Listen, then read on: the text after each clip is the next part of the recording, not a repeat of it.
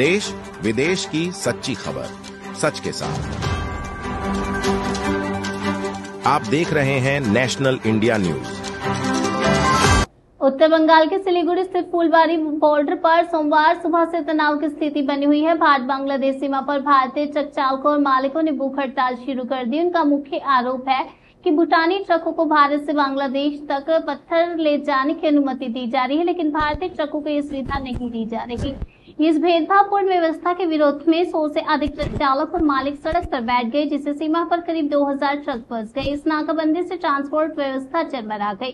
व्यापारियों को भारी नुकसान का सामना करना पड़ा। प्रदर्शनकारियों का कहना है कि भूटानी गाड़ियां रोज कमाई कर रही हैं और हमें काम न मिलने के कारण भूख हड़ताल पर बैठना पड़ रहा है। हमारी रोजी रोटी खतरे में है। फिलहाल बॉर्डर पर हालात तनावपूर्ण है और प्रदर्शनकारी प्रशासन से तत्काल समाधान की मांग कर रहे हैं। आंदोलन हलो যে আমরা যে তিনটা দাবি রেখেছিলাম সেই তিনটা দাবির মধ্যে মনে করো আমরা অলরেডি একটা দাবি পেয়েছিলাম, সুবিধা পোর্টালে যেটা আমাদের ভুটান গাড়ি ঢুকবে সেটা আমরা পেয়েছি। কিন্তু আমাদের কথা হলো আমরা এই যে ইন্ডিয়ান গাড়িগুলো এই যে যেরকম ভুটান গাড়ি 10 চাকা 12 চাকা করে আছে এবং 12 চাকাগুলো 14 চাকা 14 চাকাগুলো 16 চাকা করে চলছে।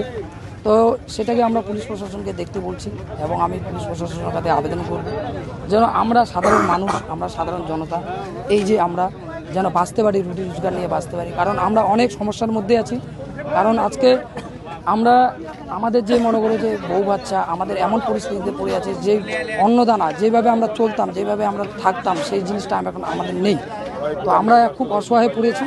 তো আমি সিএমকেও বলবো, আমি দিদিকেও বলবো যে আমাদের মুখের দিকে তাকায় বা আমাদের জনসাধারণের দিকে তাকায় যেন আমাদের একটা সুরাহ দেয়, আমরা একটা ব্যবসা করে খেতে পারি। কারণ আমাদের রাজ্যে ব্যবসা হচ্ছে, আমাদের রাজ্যে যদি আমরা চলে ফিরে খেতে না পারি তাহলে আমরা কোথায় যাব? ভুটান গাড়ি চলাচলের জন্য কি আপনাদের গাড়ি চলছে না? হ্যাঁ, ভুটান গাড়ির জন্য চলছে না। ভুটান গাড়ি একটাই কি ওরা আনলিগালভাবেই ব্যবসা করছে।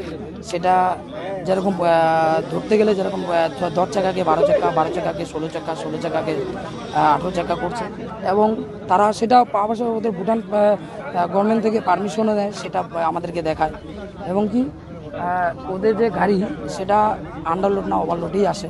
সেটা প্রতিদিনের মতো যদি চেক করা হয় তাহলে অবশ্যই গাড়িগুলি আন্ডারলোড হিসেবে তাদেরকে ফাইন দেওয়া হবে।